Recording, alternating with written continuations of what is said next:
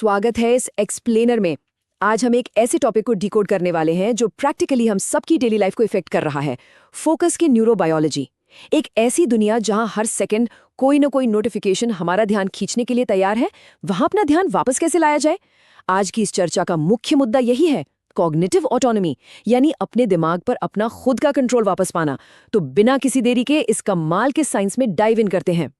अब सबसे पहले 40% के इस चौंकाने वाले आंकड़े को देखते हैं। सच बताऊं तो हम में से बहुतों को लगता है कि एक साथ कई काम करना यानी मल्टीटास्किंग बहुत प्रोडक्टिव है ना?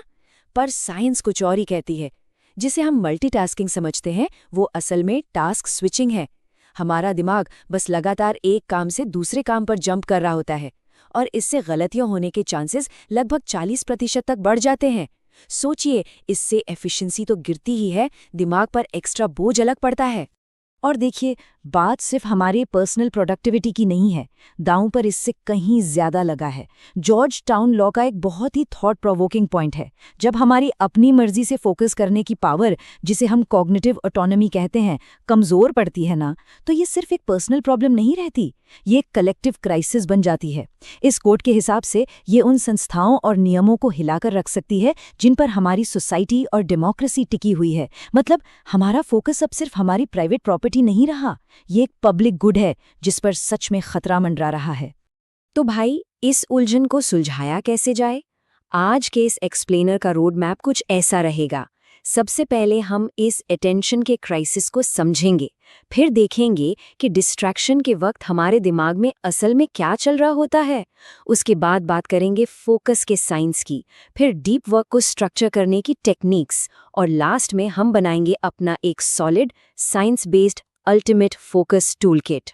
चलिए पहले सेक्शन से शुरुआत करते हैं, द क्राइसिस ऑफ अटेंशन, यानी कॉग्निटिव कॉमन्स को खोना। आइए समझते हैं कि इन डिजिटल नोटिफिकेशंस और मेंटल ओवरलोड के बीच हमारा आज का स्ट्रगल असल में कैसा दिखता है।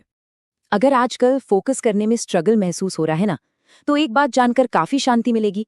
ये कोई मॉरल फेलियर या विल पावर की कमी नहीं है, बिल्कुल नहीं। आज की इस अटेंशन इकोनॉमी में प्लेटफॉर्म्स हमारे फोकस को एक प्रोडक्ट की तरह यूज करते हैं।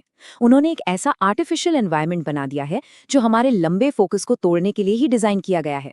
ये जो शॉर्ट फॉर्म कंटेंट है ना, ये हमारे दिमाग को हर सेकंड कुछ नया और फास्ट पेस देखने की आदत डाल रहा है। तो एसेंशियली हमारा भटकना इस इंजीनियर्ड डिजिटल एनवायरनमेंट का एक नेचुरल बायोलॉजिकल रिस्पॉन्स है। अब आते हैं अपने दूसरे हिस्से पर, your brain on distraction.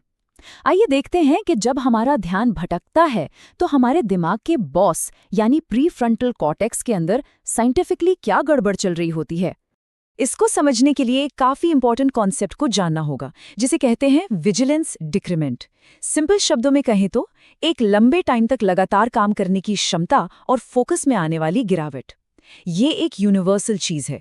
Time के साथ साथ हम सब ये डिक्लाइन एक्सपीरियंस करते हैं, पर सवाल ये है कि आखिर ये गिरावट आती क्यों है।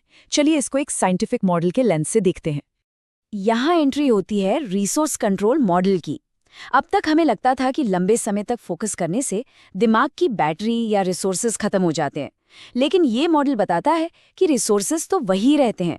दरअसल टाइम के साथ हमारा एग्जीक्यूटिव कंट्रोल यानी दिमाग की स्टीयरिंग व्हील पर जो पकड़ है वो ढीली पड़ने लगती है, और जैसे ही कंट्रोल कम होता है दिमाग को इधर उधर भटकने की छूट मिल जाती है।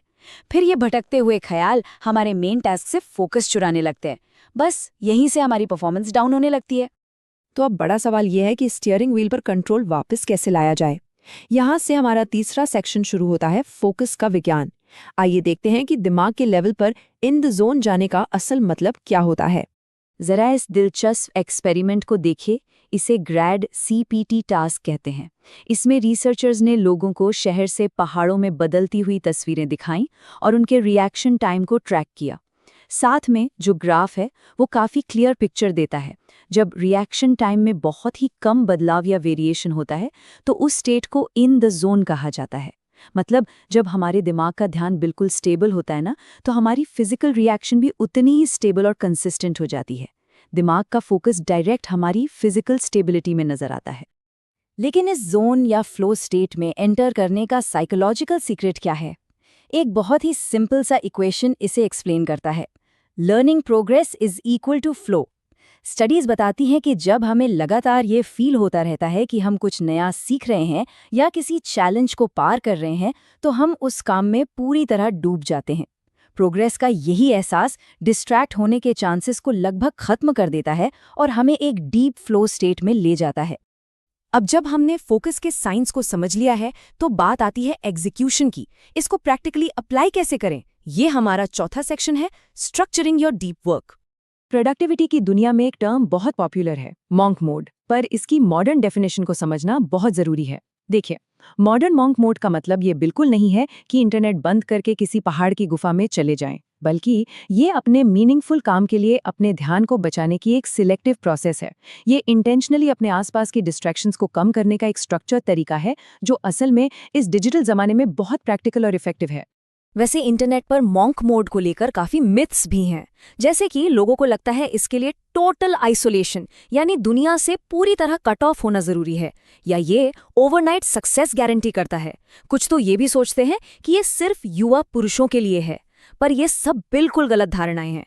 रियलिटी ये है कि मॉन्क मोड आपके पास जो पहले से डायरेक्शन है उसे सिर्फ स्पीड देता है। अगर आपका बेसिक प्लान या डायरेक्शन ही गलत है, तो ये उसको किसी मैजिक की तरह ठीक नहीं कर देगा। एक बार जब हमने डिस्ट्रैक्शंस कट कर दिए, तो अपने टाइम को मैनेज कैसे करें? यहाँ हम दो बहुत ही पॉपुलर टेक्निक्स को कंपेयर कर रहे हैं, पोमोडोरो बनाम फ्लो टाइम तकनीक। पोमोडोरो में 25 मिनट काम और 5 मिनट ब्रेक का एक स्ट्रिक्ट रूल होता है, जो चीज़ों को याद रखने के लिए कमाल का है।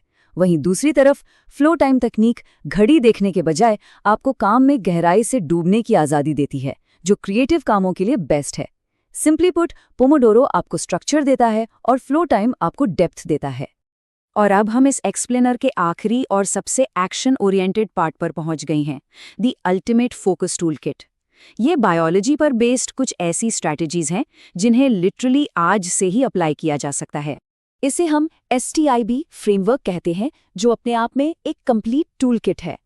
S से स्पेस यानी अपनी वर्किंग स्पेस से फोन को टोटली आउट कर दे। T से टाइम, हमारी बॉडी के 90 मिनट के नेचुरल अल्ट्रेडियन रिदम्स होते हैं, उनके हिसाब से काम करे। आई से इनपुट, दिमाग को तुरंत फोकस में लाने के लिए 40 हर्ट्ज के बाइनरल बीट सुने। और आखिरी बी से बॉडी, याद रखिए एक अच्छी नींद और प्रॉपर न्यूट्रिशन हमारे प्रीफ्रंटल कॉर्टेक्स का मेन फ्यूल है। इनके बिना ध्यान लगाना लगभग नामुमकिन है। तो अगर एक परफेक्ट डीप वर्क सेशन शुरू करना हो, तो उसका आइडियल रूटीन क्या होना चाहिए? इसके 3 काफी सिंपल और साइंटिफिक स्टेप्स हैं। स्टेप 1, कॉग्निटिव ऑफलोड, यानी दिमाग में जो भी क्लैटर, अधूरे ख्याल या टेंशन चल रही है, उसे एक पेपर पर लिख डालें। इससे मेंटल रैम क्लियर हो जाएगी। स्टेप 2, विजुअल फोकस, किसी एक फिजिकल पॉइंट पर करीब 30 सेकंड तक लगातार देखें। ये प्रैक्टिस हमारे दिमाग में जरूरी न्यूरोकेमिकल्स को एक्टिवेट करती है। और स्टेप 3, सीधे अपने 90 मिनट के डिस्ट्रैक्शन फ्री अल्ट्रेडियन स्प्रिंट में कूद जाएं। ये प्रैक्टिकली एक फेल प्रूफ फॉर्मूला है। और इसके साथ हम इस डिस्कशन के एंड में आ गए हैं। लेकिन जाने से पहले एक बहुत ही इम्पॉर्टेंट सवाल, क्या इस कॉग्निटिव ऑटोनॉमी को वापस पाने के लिए स्ट्रेटेजिक बोरियत यानी कभी-कभी कुछ ना करने की आदत को अपनाया जा सकता है? सोचिए, अगली बार जब हम किसी लाइन में या लिफ्ट में खड़े हों, तो तुरंत फोन निकालने की बजाय क्या हम दिमाग को बिना किसी बाहरी स्टिमुलेशन के शांत रहने का मौका दे सकते हैं? यकीन मानिए, इस डिस्ट्रैक्शन से भरी दुनिया में अपनी अटेंशन मसल को मजबूत करने का और अपना फोकस वापस पाने का यही सबसे असरदार तरीका है। इस सफर में हमारे साथ जुड़े रहने के लिए बहुत बहुत शुक्रिया। सीखते रहिए और हाँ, फोकस मेंटेन रखिए।